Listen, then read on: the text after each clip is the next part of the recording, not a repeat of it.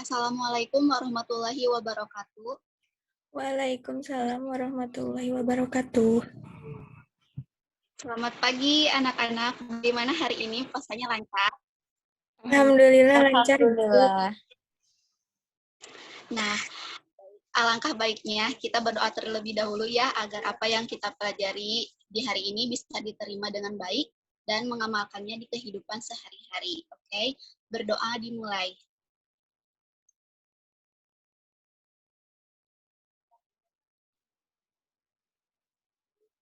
Oke, selesai. Baik. Sebelumnya, terima kasih yang sudah berkenan hadir dalam kegiatan layanan bimbingan klasikal ini. Sebelum lanjut ke inti, izinkan saya memperkenalkan diri terlebih dahulu ya. Oke, nama saya Mila Rosmiati, di sini saya sebagai konselor. Nah, selanjutnya dari kalian untuk memperkenalkan diri masing-masing, mungkin dimulai dari sudut kanan terlebih dahulu, dari Bu Dewi.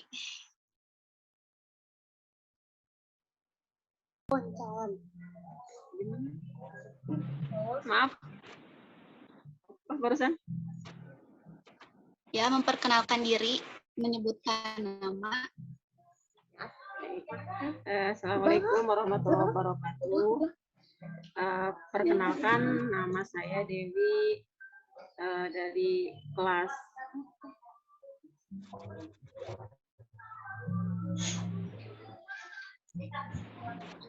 Oke, ini jaringan ya selanjutnya. Perkenalkan, nama saya Riana Listiani Nisa. Salam kenal ya teman-teman.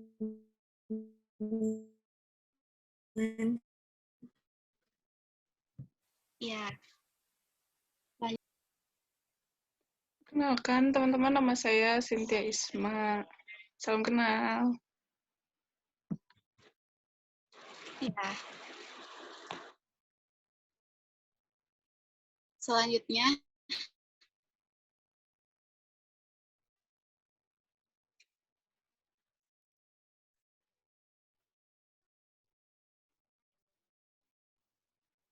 Perkenalkan, nama saya Hoirunisa.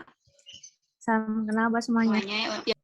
Nah, saya harap semuanya dapat fokus dengan baik, karena saya juga akan menyampaikan mengenai topik strategi belajar secara daring. Nah, kenapa saya mengambil materi ini? Karena sekarang sedang mengalami dalam situasi belajar daring ataupun serba online gitu. Ya, sedikit mengasah fokus dengan cara mungkin nanti saya bilang siang, pagi dulu mungkin. Kalau misalkan nanti saya bilang pagi, berarti kalian harus tepuk tangan 1 kali. Kalau misalkan nanti saya bilang siang, kalian harus tepuk tangan 2 kali. Terus kalau misalkan nanti saya bilang sore, kalian harus tepuk tangan 3 kali. Terus kalau misalkan malam, berarti kalian harus tepuk tangannya setengah, jangan bersuara gitu. Oke? Siap, Bu. Dimulai ya. Pagi.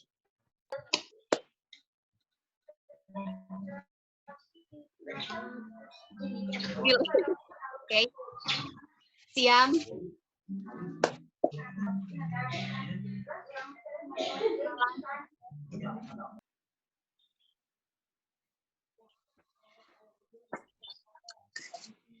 Oke.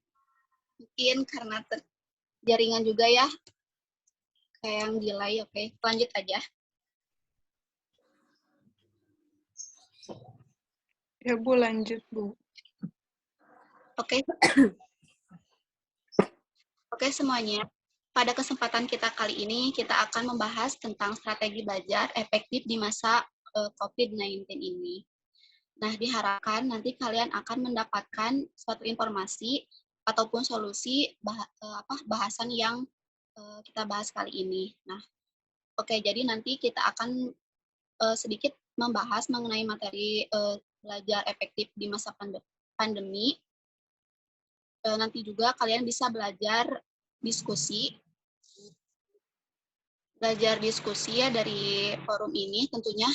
Selain itu juga pertemuan kita kali ini akan membahas faktor-faktor kesulitan belajar, kemudian juga cara mengatasi dan juga kendala-kendalanya. Dan mungkin membahas juga mengenai bagaimana merancang strategi belajar efektif di masa pandemi COVID-19 ini. Nah, sebelum saya menjelaskan dulu materi yang terkait dengan strategi belajar efektif di masa pandemi COVID-19 ini, jadi nanti kalian diharapkan bisa mengetahui apa saja sih faktor-faktor kesulitan belajar ataupun bagaimana cara mengatasinya dan lalu bagaimana sih cara merancang strategi belajar efektif dan juga bisa mengaplikasikannya strategi belajar di masa COVID-19 ini. Oke. Nah, jadi yang pertama ada faktor-faktor yang mempengaruhi efektif belajar di masa pandemi. Nah, jadi faktor kesulitan belajar yang pertama yaitu ada faktor internal dan juga ada faktor eksternal. Nah, apa sih faktor internal ini? Oke, faktor internal ini yaitu faktor yang mempengaruhi yang ada di dalam diri siswa itu tersendiri. Nah, sedangkan faktor eksternal yaitu faktor yang mempengaruhi belajar di luar siswa itu tersendiri. Nah, kalau faktor internal itu ada 3 cabang, yaitu ada faktor kognitif, mungkin yang terkait dengan inteligensi, dan juga ada afektif dan psikomotor. Nah, kognitif ini yaitu kemampuan kalian dalam menangkap suatu mata pelajaran. Contohnya mungkin seperti sulit dalam memahami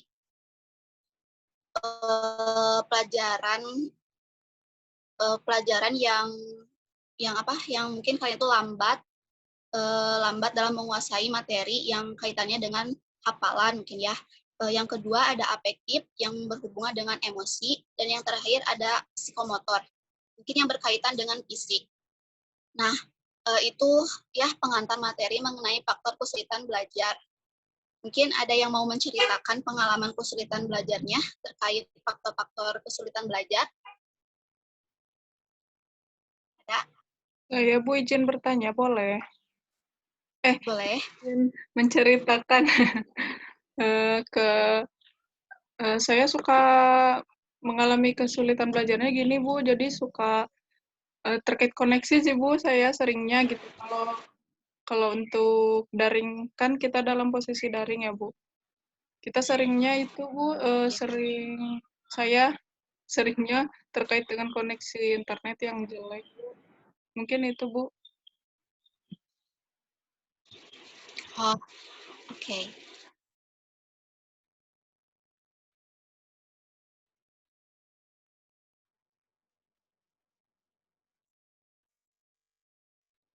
Nah, mungkin permasalahan yang dihadapi dari ketiga itu kan tentang koneksi. Mungkin itu masuknya ke faktor eksternal. Nah, faktor eksternal itu kan faktor yang yang ada di dalam luar ya kesulitannya. Oke. Selain nah, itu juga menjadi suatu permasalahan yang dihadapi pelajar lainnya ya, karena terkadang sering sekali gangguan permasalahan koneksi internet. Mungkin kalau ditanya masuk ataupun enggaknya, menurut saya sih masuk ke faktor eksternal. Ada yang ingin menambahkan ataupun menanyakan mengenai materi ini?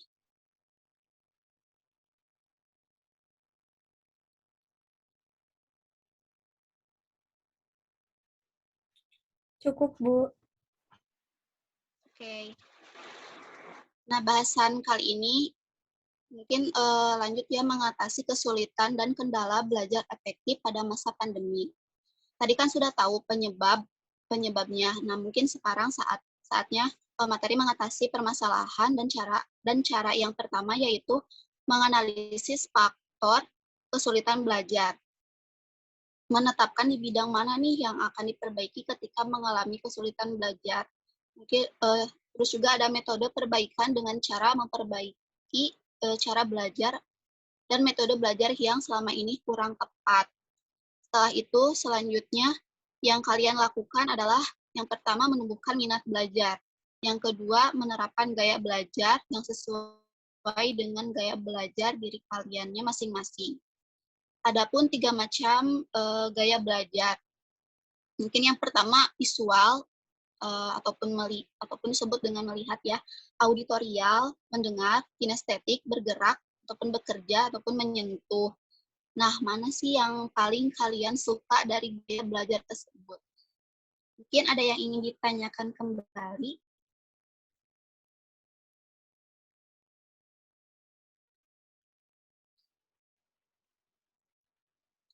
Ada? Saya Bu, saya Boleh. mah lebih suka gaya belajar kayak mendengarkan.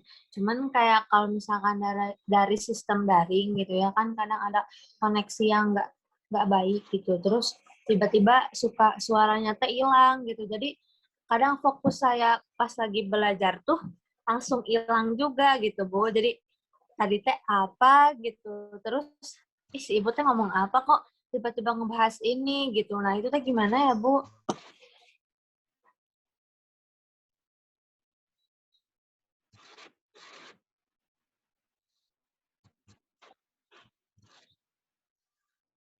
Mohon maaf, terputus-putus ya.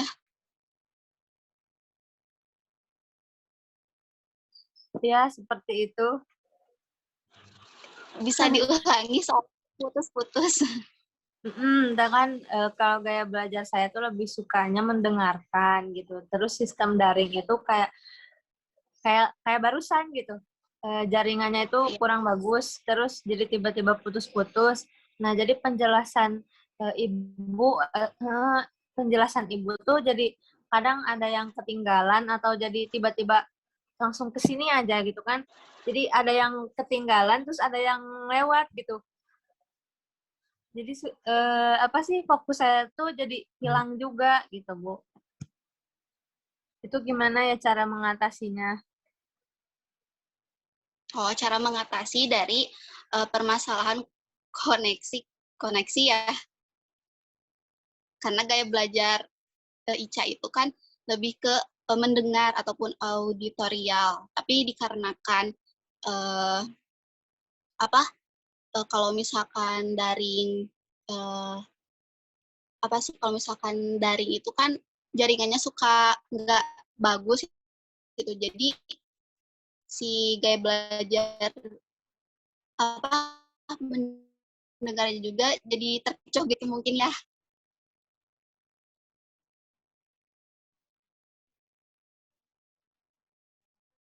Iya Menurut Bu.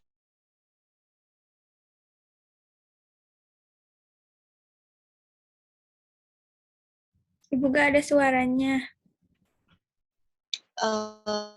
Apa Halo, gimana?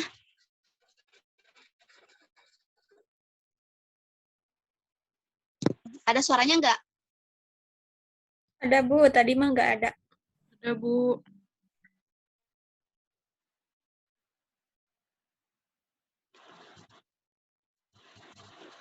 Oke, kita lanjut aja ya. Karena waktu juga.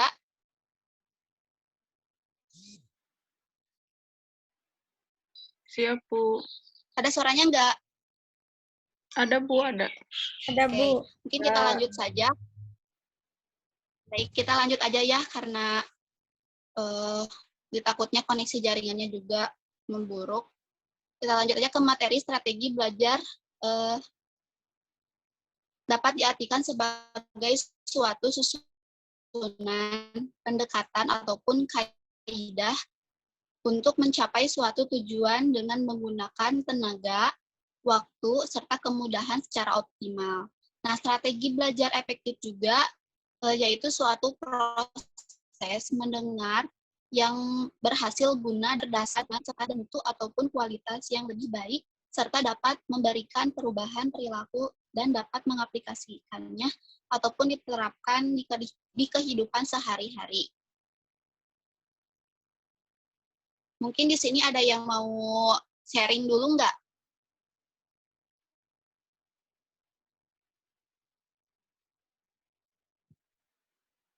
Terkait Halo? apa? Terkait dengan strategi belajar efektif.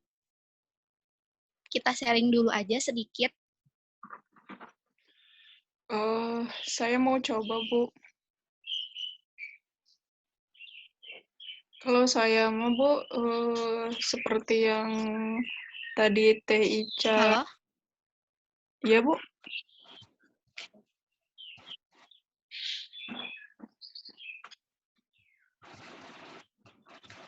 Ada, Bu, suaranya nggak, Bu?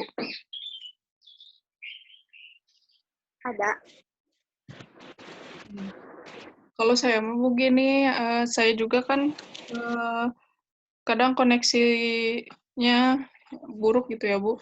Nah, jadi strategi saya agar tetap mendapat materi full gitu, Bu, ya, dari guru, saya suka minta KM-nya untuk apa ya, Bu, meminta materi yang tadi dibahas gitu, Bu. Soalnya jadi saya bisa baca lagi gitu, Bu. Kalau saya gitu, Bu, strateginya biar nggak ketinggalan materi yang kelewat pas jaringannya jelek gitu, Bu. Oke. Mungkin yang lain ada yang sama juga dengan cara Teh Tia ataupun beda?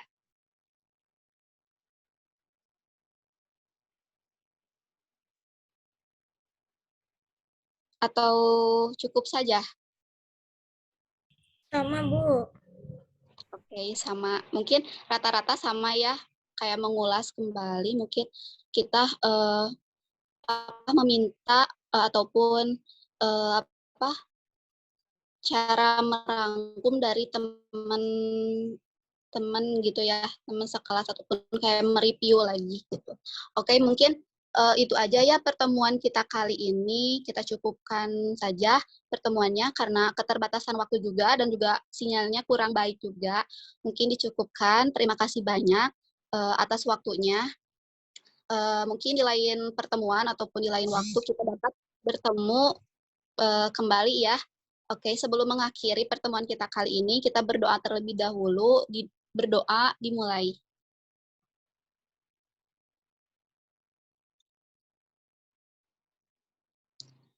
Oke, selesai.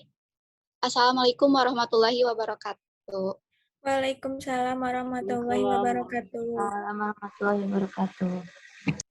Terima kasih Bu Cantik. Terima kasih Ibu cantik. Ibu yang lebih cantik.